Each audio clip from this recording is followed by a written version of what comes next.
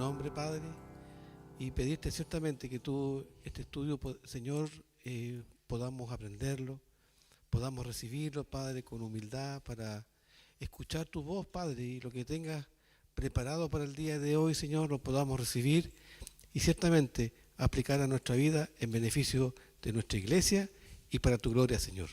En el nombre de Jesús. Amén. Amén. Bueno, nosotros la semana pasada terminamos la última sección de lo que fue la Cena del Señor, ¿no es cierto? La parte que principalmente trabajamos tenía relación con el significado de lo que significa realmente tomar la cena de forma indigna, ¿ya? Ahora, nosotros ocupamos 3 miércoles para el tema de la Cena del Señor, y la Cena del Señor, al igual que el bautismo, son los 2 primeros puntos a tratar de las prácticas de la iglesia, ¿ya? En el caso del bautismo lo hacemos una vez para siempre. En el caso de la Cena del Señor lo hacemos cada vez que estamos juntos. Ahora, en relación a la Cena del Señor, solamente recordar que el énfasis no es en los elementos o los implementos de la cena, sino en el memorial. Por supuesto que el hecho de que el foco no sea los implementos no significa que podemos reemplazarlos por cualquier cosa, ¿ya? La Cena del Señor es con vino y pan, y específicamente pan sin levadura. No olviden que el contexto es la Cena de la Pascua, y ahí no se comía pan con levadura, aparte que el Señor Jesús está Él mismo en vida cumpliendo lo que es la fiesta de los panes sin levadura. Entonces, eso como primera cosa. Lo segundo, el hecho de que cuando tomamos la Cena del Señor, nosotros vemos que en la Escritura no aparece específicamente que diga todos los domingos o todos los sábados o una vez al mes. No existe eso. Pero sí existen argumentos bíblicos para que nosotros la practiquemos cada primer día de la semana, que en el caso de la semana judía corresponde al al domingo nuestro. Entonces vemos que a partir de la resurrección, todos los eventos en los cuales la iglesia está reunida es el primer día de la semana, y en 2 o 3 oportunidades en el libro de los Hechos habla de el primer día de la semana. Entre otras cosas, se reunían para partir el pan, que es la expresión que se usa, ¿no es cierto?, para el acto de la Cena del Señor, ¿ya? Por lo tanto, para nosotros, como Iglesia Cristiana de La Serena, a la cual pertenecemos, a la cual somos parte, debemos tener la tranquilidad de por qué lo hacemos, con la frecuencia que lo hacemos, en la forma que lo hacemos, ¿no es cierto?, y con los implementos que lo hacemos, ¿ya?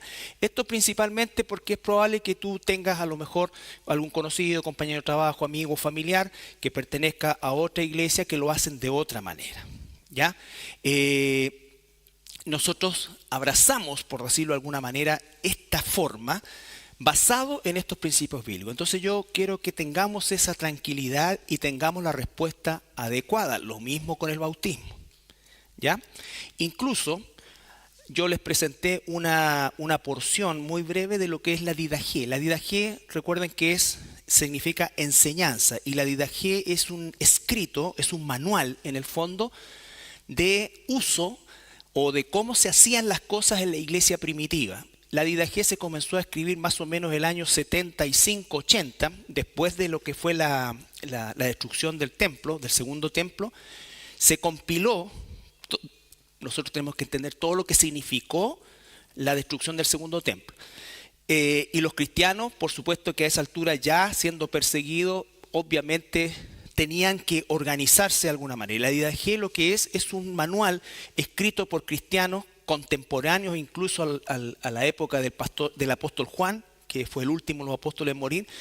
Y es un manual, no es un libro canónico, por supuesto que no, pero es un manual histórico que nos muestra o nos enseña las formas en cómo la iglesia, la primera iglesia, ¿no es cierto?, lo hacía, la iglesia primitiva, ¿ya? Y es ahí donde también nosotros vemos que se hacía el primer día de la semana, ¿no es cierto? Y todo lo que eso significaba, y coincide con también el tema del ágape que, digamos, malamente practicaban los corintios, ¿ya? Entonces tenemos, obviamente, digamos, el argumento bíblico y tenemos también el argumento histórico. Todo ese estudio, ¿no es cierto? Aquí está, por supuesto, resumido, pero todo ese estudio nos da la tranquilidad de enseñar, como digo, el bautismo, la cena del Señor, que son dos ordenanzas o las dos únicas ordenanzas con argumento bíblico. Lo mismo con el bautismo. La Didaché dice claramente que si se puede hacer en un río, si no hay un río, en una fuente, y dice una serie de otras cosas. Incluso dice si alguien está absolutamente imposibilitado o no hay agua por ningún lado, vertir 3 chorritos del agua que se pudiera detener como una forma, porque en el fondo recuerden que el bautismo no salva, lo que salva es que el Señor viva dentro de ti, pero obviamente obedecemos el mandato del bautismo. ¿Ok? Bien. ¿Hay alguna duda acerca de la cena del Señor o el discipulado? Perdón, el discipulado. El bautismo. ¿Es el bautismo la cena del Señor? 1, 2, 3, se cerró. Bien, lo que vamos a empezar ahora es el discipulado. El discipulado. Los dos anteriores son ordenanzas. Una la hacemos una vez. La cena del Señor la hacemos una vez a la semana, pero es un memorial. Ahora bien, el discipulado es la meta principal de la iglesia. ¿Por qué? Recuerden, cuando leamos Mateo 28 y lo analicemos en profundidad, Mateo 28, 18 dice, ¿no es cierto? Ir y hacer discípulos, ¿no es cierto? Entonces, nosotros somos todos salvos, hijos de Dios, ¿ya? Pero lo que tenemos que hacer, y la palabra que dice haced discípulos, es una conjugación en el idioma original, en el griego, que significa un proceso continuo. ¿Ya? No es que fabricamos discípulos, sino que hacemos en un proceso continuo discípulos. Tampoco existe un concepto de que nos graduemos de discípulos. ¿No es cierto? Somos discípulos de Jesús posicionalmente, pero somos discípulos de Jesús en proceso continuo de formación. ¿Ya?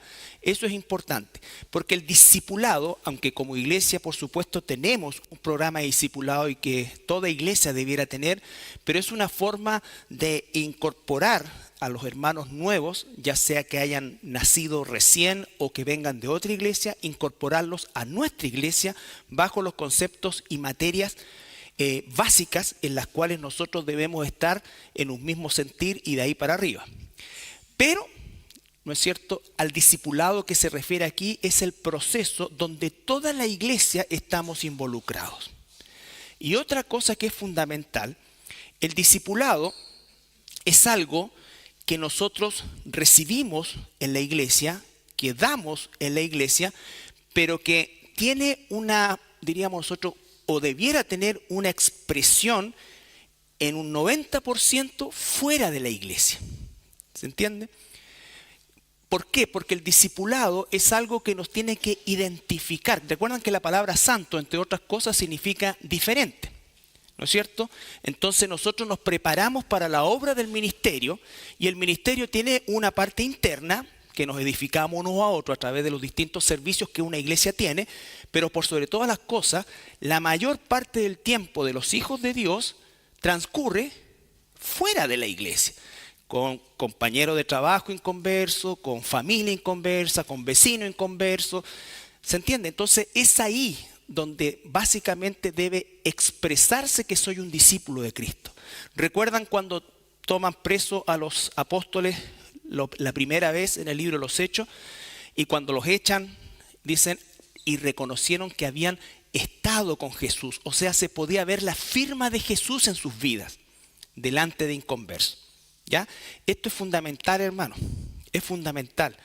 Porque de lo contrario vamos a vivir una vida religiosa en que nos comportamos como discípulos aquí en la iglesia, pero nos comportamos como cualquier cosa fuera de la iglesia. ¿Ya? En ambos lugares debe ser la misma persona y el mismo comportamiento. Pero por sobre todas las cosas, la expresión de nuestro cristianismo se tiene que vivir afuera de la iglesia. Si nosotros, por ejemplo, pensamos en el ministerio de Jesús,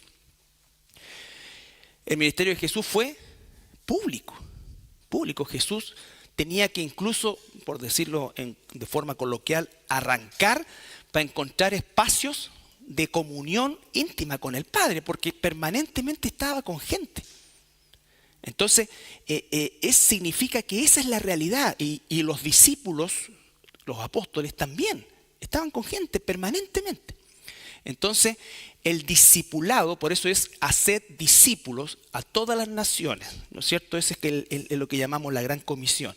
Pero no es algo estático o no es algo que se completa, sino que es algo que se va creciendo hasta que el Señor nos saque de circulación. ¿Ya? Esa es la realidad de las cosas. Entonces, es un proceso continuo, creciente y que se extiende durante toda la vida del cristiano. Es la acción de instruir discípulos para que instruyan a nuevos discípulos. Nosotros, como cristianos, estamos a veces siendo discipulados y otras veces discipulando. ¿Ya? Y esto, por supuesto, que no solamente no tiene que ver con el traspaso de información solamente. Obviamente nosotros tenemos que basar nuestra enseñanza en la doctrina, pero esto es una transmisión de vida. Es una transmisión de vida. Cuando tú estás con las personas y las personas viven contigo o trabajan contigo y te ven en distintas situaciones, te ven en situaciones de presión, te ven en situaciones de alegría, tus reacciones, esa diferencia, ¿no es cierto?, es la que debiera verse en el mundo. Cuando el Señor dice ustedes son la sal y la luz, recuerden, dice, no se prende una luz para ponerla escondida abajo de una mesa. O si la sal pierde su esencia, no sirve. Entonces, todos esos son aspectos que nos hablan de qué cosa, de lo externo, de la labor que la iglesia tiene, ¿no es cierto?, en función del discipulado, pero pensando hacia afuera. Todo lo que hacemos acá es crecimiento, es entrenamiento. Pero el partido lo jugamos afuera. ¿Ya? Bien. Vamos a leer Efesios capítulo 4 del versículo 11 al 16.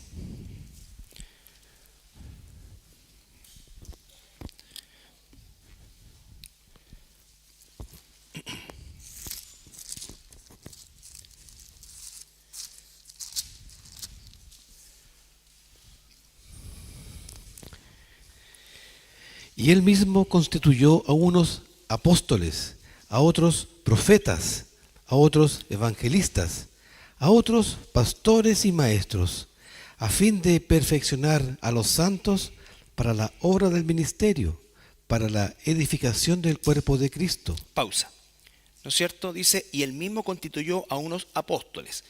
Recuerden, cuando se escribe esta carta, la escribe el apóstol Pablo, él está vivo y la gran mayoría de los apóstoles está vivo. Por lo tanto, el ministerio apostólico estaba vigente porque ellos estaban vivos.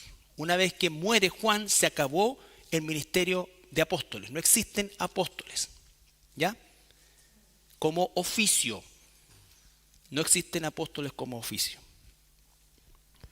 Hasta que todos lleguemos a la unidad de la fe y del conocimiento del Hijo de Dios, a un varón perfecto, a la medida de la estatura de la plenitud de Cristo, para que ya no seamos niños fluctuantes, llevados por doquiera de todo viento de doctrina, por estratagema de hombres que para engañar emplean con astucia las artimañas del error, sino que siguiendo la verdad en amor, crezcamos en todo en aquel que es la cabeza, esto es Cristo, de quien todo el cuerpo, bien concertado y unido entre sí por todas las coyunturas que se ayudan mutuamente, según la actividad propia de cada miembro, recibe su crecimiento para ir edificándose en amor.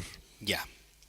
Entonces dice que él mismo constituyó a unos apóstoles, profetas, recuerden que profetas son los que predican la palabra de Dios, y evangelistas, pastores y maestros, que está por supuesto vigente.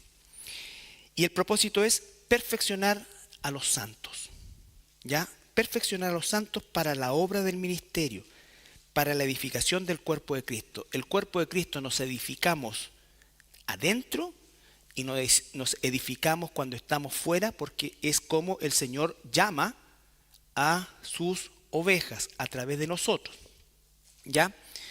Y dice que hay un propósito, hasta que todos lleguemos a la unidad de la fe y del conocimiento del Hijo de Dios, un varón perfecto. O sea, la meta del discipulado es hacernos cada vez un poquito más semejantes al carácter de Cristo. Ese es el modelo. Tú y yo somos hijos de Dios y la meta del discipulado es hacernos semejantes al carácter de Cristo. Eso va a tener un impacto interno y va a tener un impacto externo. Entonces, no podemos separar lo uno de lo otro. ¿Ya? No podemos separar lo uno de lo otro. Y dice, para que ya no seamos niños fluctuantes por doquiera de todo viento de doctrina. La base sobre la cual fundamentamos el crecimiento como hijos de Dios es la palabra de Dios, enseñada con temor de Dios, con todo el consejo de Dios. Así como acabamos de decir, esto es el bautismo según la Biblia. No sé qué explicación podrán tener los que bautizan niños, no sé qué explicación tendrán los que se bautizan 3 veces, no sé qué explicación tendrán los que se bautizan por los muertos.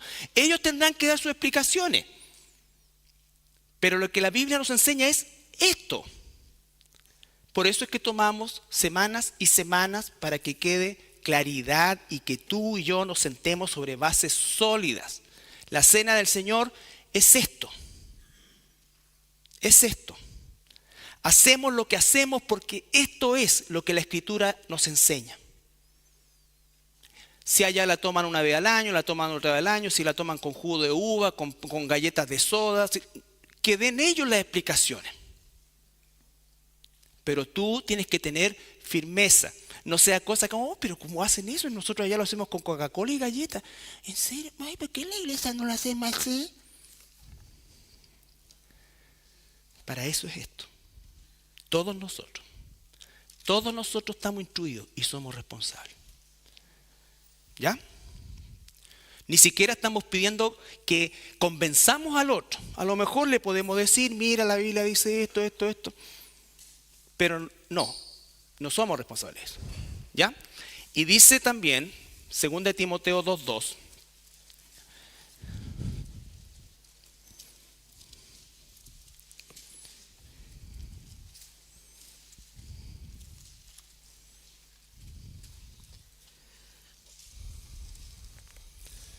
¿verdad que está saliendo afuera esta cuestión? No debo decir esas cosas, perdón.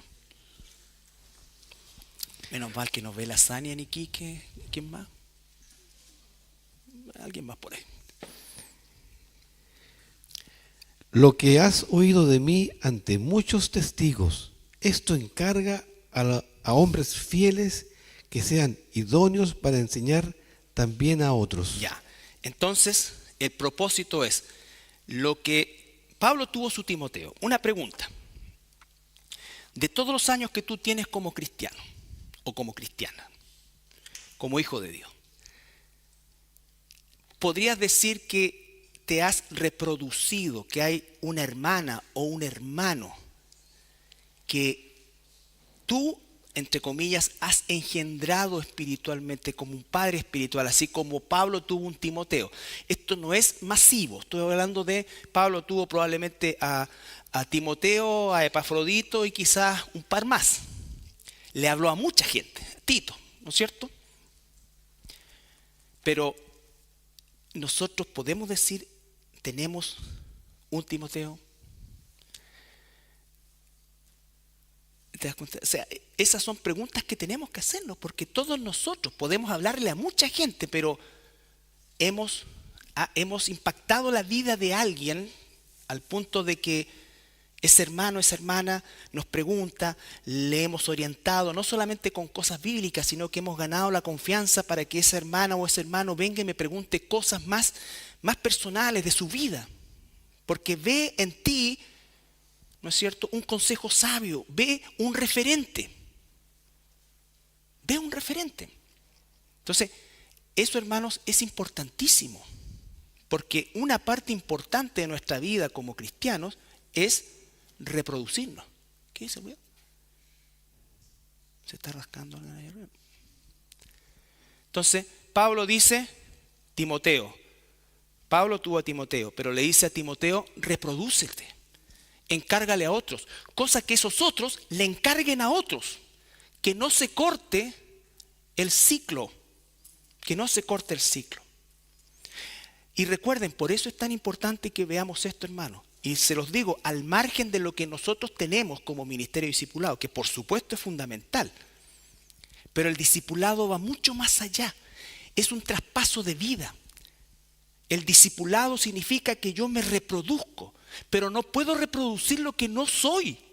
Si yo no soy fiel a Dios, aunque me sepa la materia, no estoy reproduciendo un discípulo, porque tarde o temprano eso va a pesar más.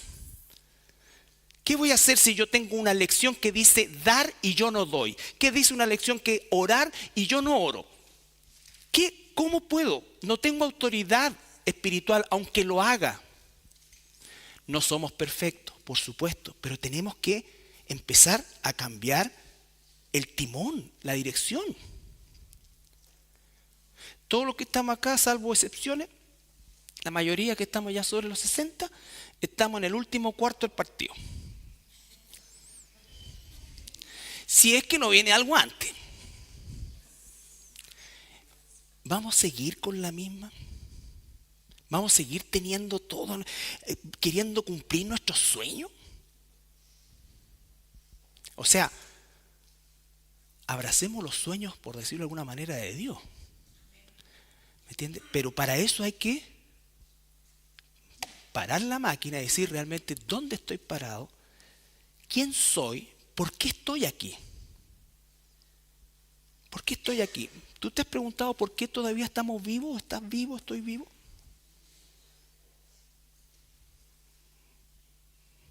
¿Por qué estoy vivo? Porque si Dios quisiera ya no estaría. ¿Pero por qué todavía estoy vivo? ¿Tiene que ver con qué? ¿Con mis planes? Para ver a mis nietos y... ¿Para qué? Soy un propósito, soy un soldado de Cristo. Significa que todavía soy útil para el ministerio. Pablo dice, no sé si irme o quedarme. ¿Cierto? Si me quedo es que todavía soy útil para el ministerio. Si se acabó mi ciclo, voy a la casa, a mi casa. Porque donde vivimos nosotros hoy día, bueno, de nadie en la casa. Porque uno dice, no, mi casa. Mentira. Es del banco. Y si no es del banco, después de la municipalidad con las contribuciones. Nunca es nuestra. Pero allá está nuestra casa. Nosotros somos extranjeros y peregrinos. ¿No es cierto? Bien, por lo tanto, la palabra discípulo significa alumno, aprendiz, seguidor, imitador.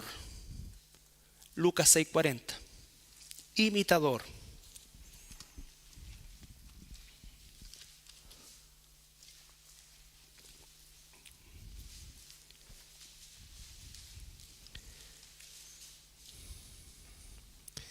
El discípulo no es superior a su maestro, mas todo lo que fuere perfeccionado se da como su maestro. Ya. La meta es que el discípulo sea como el maestro.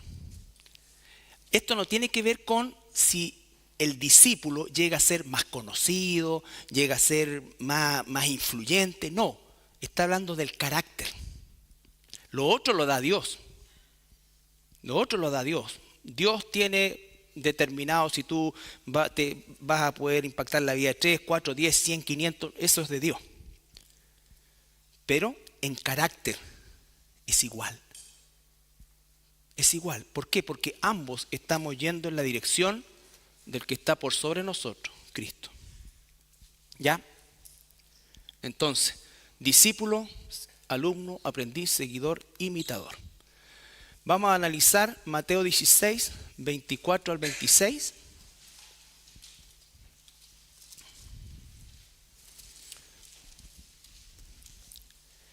Esto, hermanos, es súper fuerte para uno, para nosotros, pero es, digamos, tomar realmente el arado y empezar a arar la tierra, ¿ya? A arar la tierra, a entender y a entender que cuando abrazo eso, realmente voy a encontrar lo que creo y la mentira que es que voy a encontrar sin Dios o viviendo la vida a media como cristiano. La pregunta inicial, ¿es usted un discípulo de Cristo? Porque no puedo reproducir lo que no soy. Si quiero hacer discípulo, tengo que ser discípulo. Pregunta, ¿es usted un discípulo de Cristo? Entonces, esa es la respuesta que cada uno de nosotros tiene que darse en lo personal con el Señor.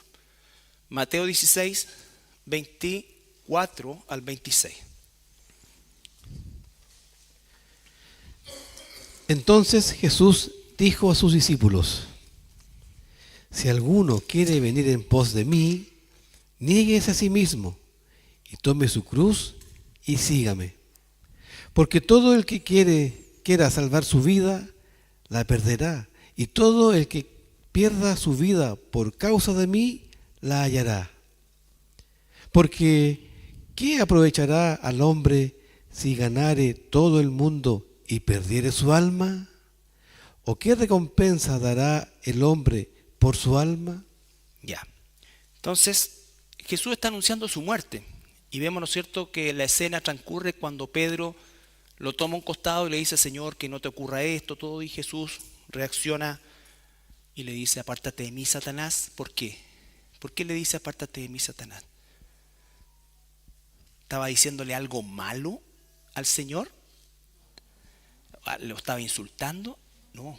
Satanás, con una astucia increíble, estaba seduciendo a Jesús para no ir a la cruz. Y usó a uno de sus cercanos. Hay que distinguir cómo trabaja Satanás. Entonces nosotros tenemos que saber que Satanás va a buscar las formas más sutiles para alejarnos del propósito de ser discípulos de Cristo.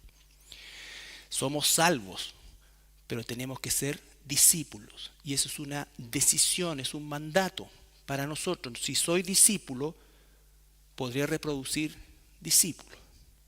¿Ya? Lo primero que dice: entonces Jesús le dijo a sus discípulos: si alguno quiere venir en pos de mí. Si nosotros tapáramos lo que sigue después de la coma, diríamos: ¿cuántos quieren ir en pos de Jesús? Probablemente habría un sí generalizado. Pero ¿cuál es la condición? ¿Cuál es la condición? Niéguese a sí mismo. Pregunta: ¿eres tú un discípulo? ¿Soy yo un discípulo? ¿Me niego a mí mismo? ¿Qué significa negarse a sí mismo? ¿Qué piensan ustedes que significa negarse a sí mismo? Renunciar. ¿Ya?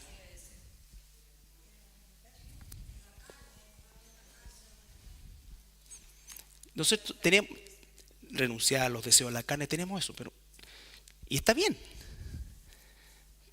Pero dime si nos suena hueco en nuestra cabeza. La verdad, ¿no es cierto?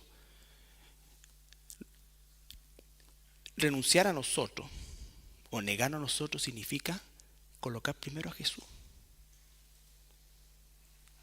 Ya no vivo yo, vive Cristo en mí. Entonces, cuando dice ahí el que quiera ganar su vida, no se está refiriendo a la vida física, no es que nos vamos a morir físicamente. Lo que está diciendo es el que quiera ganar su vida, el que quiera ganar el mundo, el que quiera ser todo lo que quiere ser. No estoy diciendo que Dios no pueda hacer eso. La mentira del diablo es como que Dios quiere que todos seamos pobres, o a lo mejor sí o a lo mejor no. Pero no ese es el punto, es yo postergo a Dios porque quiero mi vida. Quiero vivir mi vida. Quiero disfrutar mi vida creyendo que con Dios no lo voy a hacer. O como que Dios me va a quitar todo y estamos como el joven rico, ¿recuerdan? Jesús lo miró con amor y le dijo, ¿qué cosa le dijo? Vende todo y sígueme. Vende todo y sígueme. Claro. ¿Y qué hizo? Se entristeció, pero se alejó. Eso nos pasa a nosotros todos los días. Todos los días. No renunciamos a nosotros o no nos postergamos o no nos sacrificamos pensando en eso, porque siempre hay algo más importante que hacer que orar. Siempre hay algo más importante que estudiar. Siempre hay algo más importante que hacer que estar. Siempre hay algo, una necesidad inventada nueva que dar. Todo eso es. ¿Por qué la gente no viene a la iglesia? Los cristianos no vienen a las iglesias. No estoy hablando de ustedes. Son todos fieles. Santo es su nombre. ¿Por qué? Temor. Comodidad. ¿Están viendo la tele? Llegaron a la casa y se les echó la yegua. El partido de fútbol.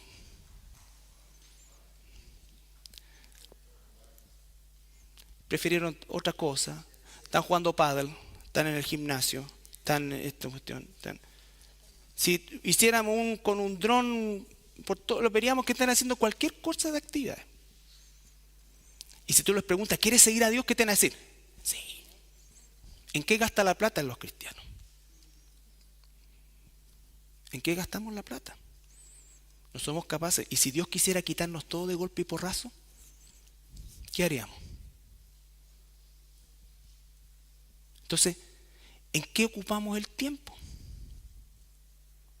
Los promedios de tiempo en las redes sociales, en el celular.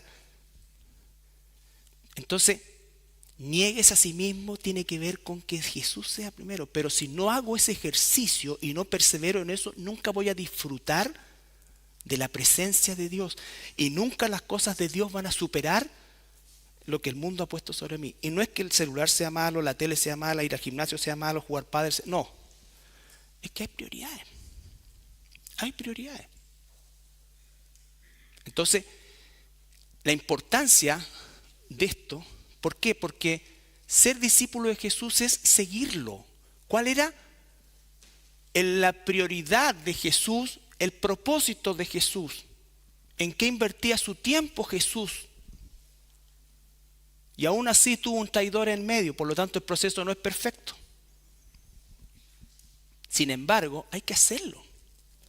Pero hay que disfrutarlo. Pero ¿sabes por qué no lo disfrutamos y por qué siempre es una carga?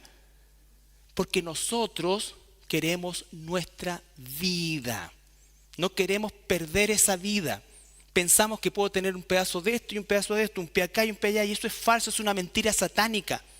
Cuando tú dices que tengo un pie acá, tienes los dos pies en el mundo. Los dos pies en el mundo. Entonces, mis hermanos, estamos entrando en la recta final de los tiempos. El regreso del Señor, el Señor ya está acomodándose para levantarse de la diestra del Padre y venir. Cuando el Hijo del Hombre vuelva, ¿hallará fe? Va a hallar creyente, va a hallar admiradores, pero fe de creerle a Él. ¿Qué pasa si Dios te quita la salud? ¿Qué pasa con eso? Que puede ser así. Y no es para que, ay Señor, no lo voy a hacer. Porque sabes que Dios es tan bueno, tan maravillosamente bueno, que nunca nos va a hacer pasar por nada para lo cual no nos haya capacitado a pasar.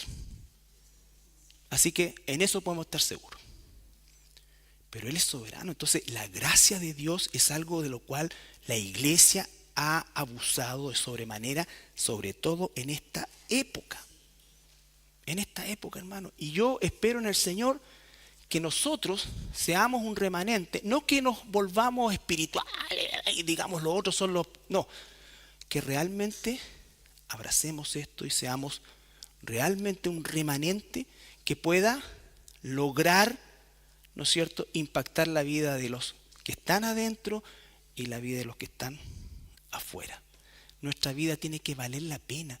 ¿De qué le vale al hombre ya ganar esto, premios, todo? ¿Cuánto dinero tenía el presidente Piñera? ¿Cuánto dinero tenía su hermano? ¿Cuánto dinero tenía este? ¿Cuánto dinero este? Se mueren pobres y ricos. ¿Y dónde está? ¿Dónde está?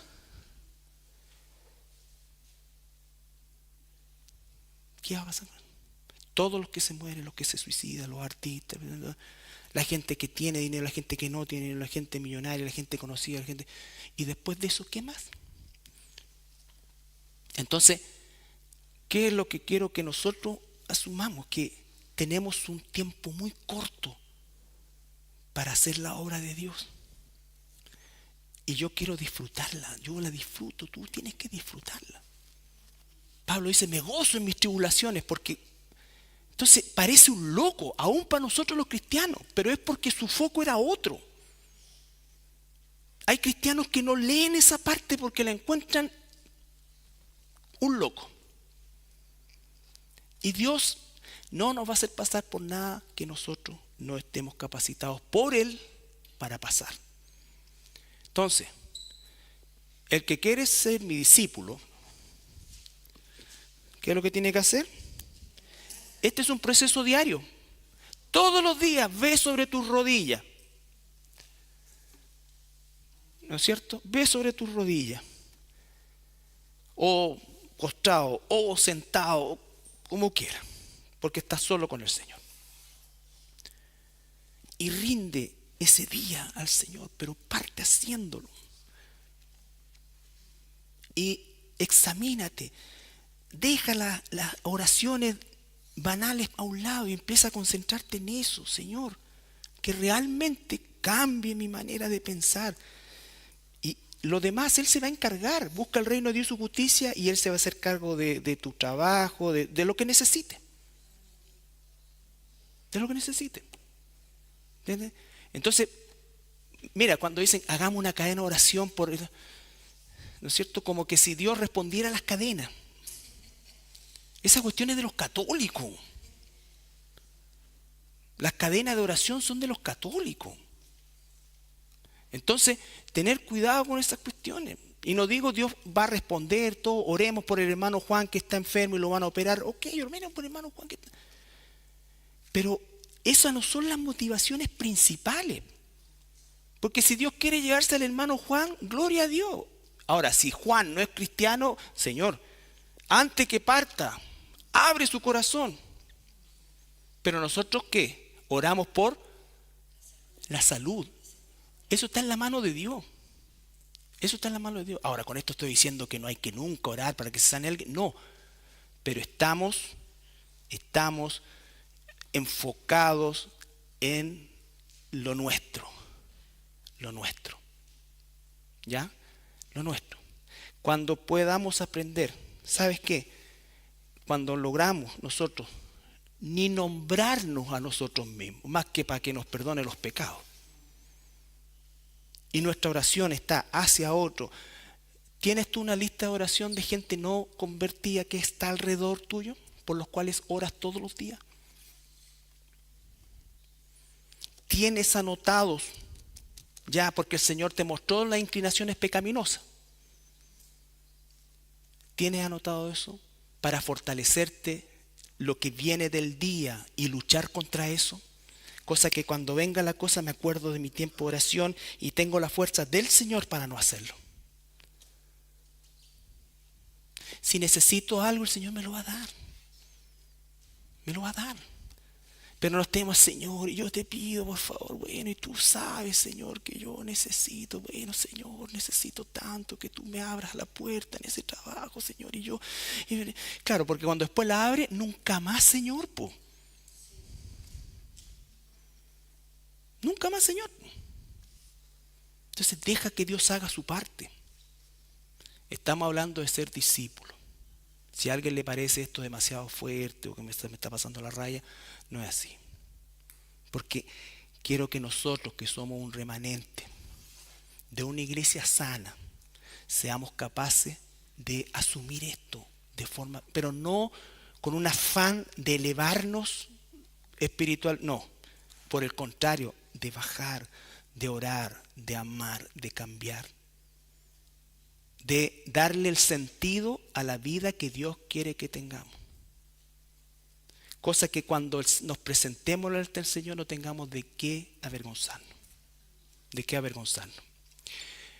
Ya, seguimos. Vamos a Mateo 10.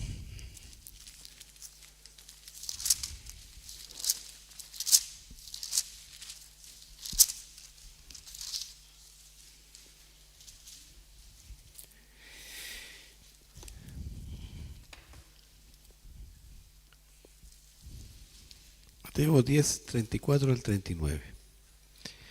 No penséis que he venido para traer paz a la tierra. No he venido para traer paz, sino espada. Porque he venido para poner en disensión al hombre contra su padre, a la hija contra su madre, y a la nuera contra su suegra. Y los enemigos del hombre serán los de su casa. El que ama a padre o madre más que a mí, no es digno de mí. El que ama a hijo o hija más que a mí, no es digno de mí. Y el que no toma su cruz y sigue en pos de mí, no es digno de mí. El que haya su vida, la perderá, y el que pierda su vida por causa de mí, la hallará. Ya. Insisto, la vida ahí no es que va a morir físicamente, se está hablando de el que haya su vida, ¿no es cierto? El que quiere ir tras su vida, tras sus proyectos, donde quiere que Dios le firme los proyectos, pero que no se meta en sus proyectos. ¿Ya? Que Dios le bendiga sus planes, pero que no tenga nada que ver con sus planes, que firme y se vaya. Esa es la cosa. Le ponga el timbre para que me bendiga y ya, chao, no, ahora sigo yo. La va a perder finalmente. Pero si dejamos eso y lo buscamos a Él, vamos a ser las personas más felices y plenas que pueda existir. ¿Ya? El apóstol Pablo decía, regocijaos en el Señor, regocijaos. ¿Por qué él podía decir eso? Con todo lo que vivió. ¿No es cierto? ¿Por qué? Porque él estaba viviendo la vida plena, con el propósito máximo. He peleado la buena batalla, he acabado la carrera. Qué cosa más maravillosa poder decir eso al final de los días. Y no estar en una cama, le he predicado a mi mamá, debía haber hecho esto. O peor aún, amargado. Dios nunca pudo. Toda la vida. Entonces, no. Y acá dice, no penséis que he venido para traer paz. Hermanos, el evangelio verdadero va a producir roces. Por eso es que la gente abraza hoy día, incluso mucho mundo evangélico, abraza el ecumenismo. Porque el ecumenismo significa unámonos en lo que nos une y no peleemos por lo que nos separa. ¿No es cierto? Entonces, eso es es tan terrible, que hay grupos incluso de judíos cabalísticos que están unidos en este movimiento que dicen que para ser parte de esto no es necesario creer en Dios. ¿Cachai? Y hay cura, y pastora, y todo. Porque lo importante es que el género humano salgamos adelante, cuidemos los árboles y todas esas cosas, ¿no es cierto? Y el hermano pez y todas esas cosas, y todos abrazan todo. Entonces nadie, pero cuando tú te pones en el evangelio y en la verdad, se te van a venir encima. Y muchas veces de tu propia casa, ¿ya? Y dice, después eleva el foco. El que ama a su padre o a su madre más que a mí, no es digno de mí. Prioridad. El que ama a su hijo o a su hija más que a mí, no es digno de mí. Eso significa que voy a abandonar a mis papás, a mis hijos. No, significa que siempre la prioridad es Dios, Jesús. El que no toma su cruz y sigue en pos de mí, no es digno de mí. Somos discípulos de Jesús. Hemos verdaderamente abrazado el camino para ser discípulos de Jesús? ¿O estamos igual que Pedro de lejito y cuando nos aprietan abandonamos? No.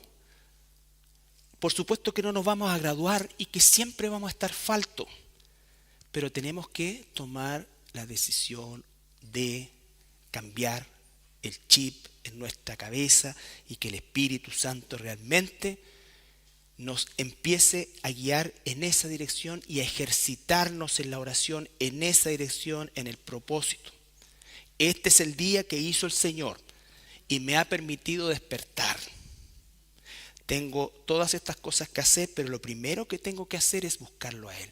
¿Y para qué lo voy a buscar? ¿Para que me vaya bien? ¿Para que me salga bien? No, lo voy a buscar, Señor. Soy así, tú sabes que esto, por favor, recuérdame.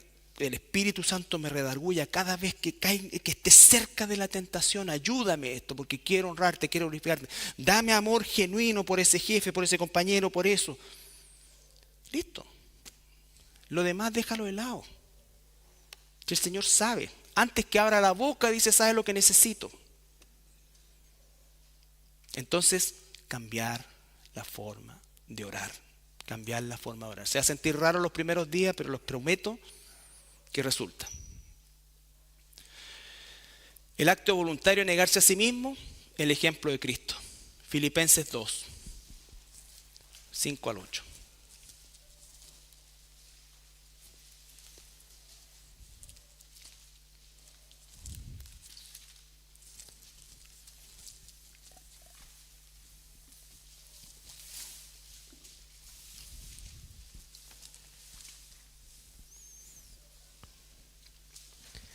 Haya pues en vosotros este sentir que hubo también en Cristo Jesús, el cual, siendo en forma de Dios, no estimó el ser igual a Dios como cosa a que aferrarse, sino que se despojó a sí mismo, tomando forma de siervo, hecho semejante a los hombres, y estando en la condición de hombre, se humilló a sí mismo, haciéndose obediente hasta la muerte y muerte de cruz. Ya. Haya pues en vosotros el mismo sentir, esa es la meta, el mismo sentir que con Cristo Jesús, el cual siendo Dios, no somos nada. Se negó a sí mismo, se despojó. Entonces habla justamente del sentido de lo que significa el negarse a sí mismo. El ejemplo máximo de negarse a sí mismo es el mismo Señor Jesucristo. ¿Ya? Tomar nuestra cruz y seguir a Jesús. Todos nosotros tenemos una cruz, todos cargamos una cruz. Que no es tu compañero de trabajo, que no es tu suegra, que no es tu esto, que no es tu esposo, que no es tu esposa. No. ¿Sabes cuál es nuestra cruz? Nuestro propio pecado. Que ya está pagado. Pero es el que nos impide justamente ser un discípulo. Ser un discípulo. Seguir a Jesús no es admirarlo, es imitarlo. Hay gente que admira a Jesús. Hasta los ateos pueden admirar a Jesús. Los budistas admiran a Jesús. Pero un discípulo busca imitar a Jesús. Vemos seguir a Dios desde el Deuteronomio. Deuteronomio, Jesús, Pablo.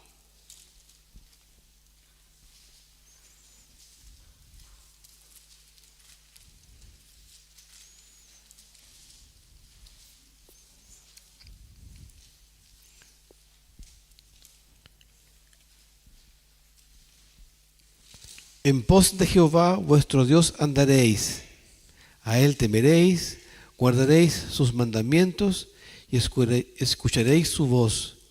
A Él serviréis y a Él seguiréis. Ya.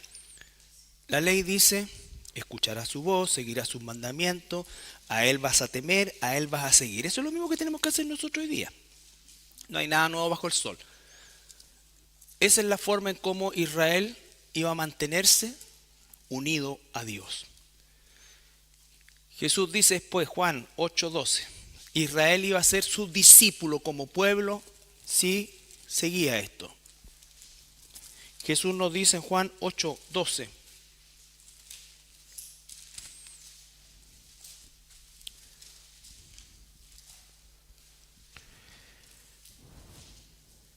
Otra vez Jesús les habló diciendo: Yo soy la luz del mundo. El que me sigue no andará en tinieblas, sino que tendrá la luz de la vida. Ya. Yo soy la luz del mundo. El que me sigue.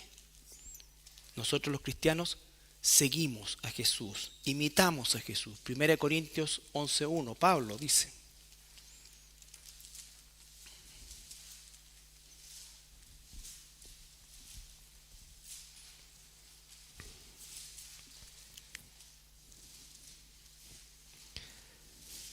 Sed imitadores de mí, así como yo de Cristo. Sed imitadores de mí, así como yo de Cristo. Ese es un discípulo que es ahora un discipulador que dice: imítenme a mí porque yo imito a Cristo. Podemos nosotros decirle hoy día a un hermano: eso, imítame a mí. ¿Por qué es que decimos esto, hermano? Vuelvo a insistir. Nosotros no podemos, podemos hablarlo, pero no podemos traspasarlo si no lo hacemos. Por eso es que nosotros queremos que todos nuestros servidores, los que discipulan en especial, sean íntegros en el sentido de decir: ¿qué cosa? Te voy a enseñar lo importante que es venir a la iglesia, estar en los estudios, hacer el esfuerzo. Yo te voy a acompañar, voy a leer la Biblia contigo, te voy a ayudar a buscar. Yo te voy a enseñar cómo se ofrenda. Conversemos sobre eso, porque yo lo hago así. Yo quiero que tú, te voy a enseñar a orar, te voy a enseñar. Eso es uno. Pero si vas a pasar la materia, va a ser materia nomás. Para eso mejor pásale un libro nomás. ¿No es cierto? Yo espero que esto tenga sentido para nosotros. Entonces la gente dice: ay, pero que... Bueno, si tú eres un servidor, si tú has decidido voluntariamente servir, tienes que tener un estándar mayor. Porque a quien le sirves tiene que verte. Tiene que verte. De lo contrario, es solamente algo, teórico. Exacto. Y no debemos ser. Tenemos teoría, pero ¿sabes cómo va a entrar eso? Con la práctica. Cuando uno estudiaba en la universidad o donde fuera, daba lo mismo si el profesor era mujeriego. Lo importante es que hacía bien la clase, porque lo importante era que yo aprendía lo que tenía que aprender. ¿Qué le dijo Jesús a la gente? Lo que le digan los fariseos, háganlo, pero no lo que hacen, porque dicen y no hacen. Y así vemos muchos de nosotros. ¿Por qué? Porque necesitamos tener respaldo. Por supuesto que tenemos defectos, por supuesto, y si alguien va a encontrar algo, jamás vamos a encontrar perfección. Pero tiene que haber consecuencia. Y nosotros tenemos que girar esto a el hecho de que cada uno de nosotros que estamos en los ministerios tenemos que subir el estándar. Todos los que están aquí esta noche, la gran mayoría está en ministerio. Y tiene que asumir esa responsabilidad. Tampoco es para decir: a mí no me nace ir, así que renuncio. Bueno, sería horrible. Pero yo espero que nosotros a través de esto entendamos, porque cuántas veces hay que ser cristocéntrico. ¿Qué es ser cristocéntrico? Es negarse a uno mismo. Llego a la casa y tengo una gana. No, pero tengo que ir al estudio, sí, que yo sé que ahí voy a aprender. Llego acá y se me pasa todo. Pero el intertanto de ese proceso, Satanás te queda, velo por YouTube. Por último, después lo veí, lo escucháis más adelante, se quieta. He trabajado todo el día. Bueno, entonces, de eso se trata esto. Y espero que esto nos ayude a todos, partiendo por mí, a tener una forma de vida mucho más no digo comprometida, mucho más entregada. Yo no quiero que hablemos ya de compromiso, sino que hablemos de entrega. Uno se compromete con un amigo a ir a jugar una cosa, o se compromete con... No, esto es entregarse. Nosotros vivimos, no, si me voy a comprometer, no. Nosotros nos entregamos a Dios, no nos comprometemos con Él. Él se entregó por nosotros, no se comprometió con nosotros, se entregó por nosotros. Entonces son cosas que van mucho más allá de la semántica. ¿Bien? Ok, en esto nos vamos a entretener unos dos miércoles más. ¿Alguna pregunta?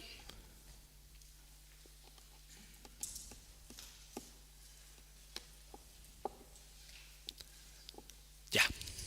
Dura es esta palabra. ¿Quién la puede? Ya. Ok, oremos.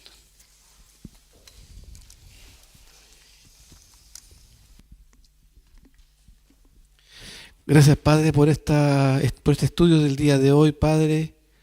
Y ciertamente hemos escuchado de tu voz el día de hoy, Señor, para nuestras vidas, Señor, y ha sido duro escucharlo, Padre.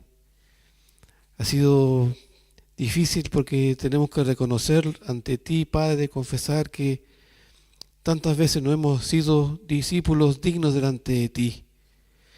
Tantas veces nos creemos incluso superior a ti, Padre, para que tú cumplas nuestros sueños, nuestros anhelos, Padre, y no tenemos ningún interés en seguir a Jesucristo.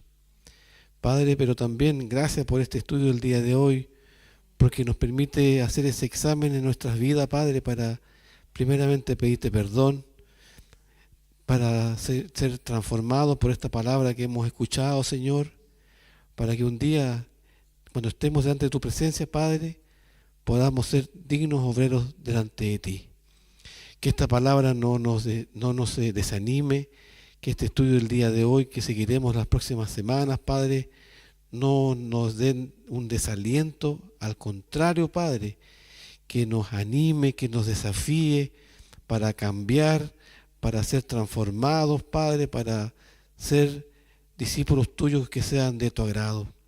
Que esto comience, Señor, en la oración, que sea pidiéndote a ti esta palabra del día de hoy, que la podamos poner en práctica, Señor, renunciando a nuestros deseos, a nuestros anhelos, a nuestras ganas, y que sea cambiado por las cosas de tu reino, para vivir en santidad, sujeto a tu palabra, confiando en que todas las cosas que tú haces tienes el control y que debemos nosotros, ciertamente como tus hijos, seguirte a ti.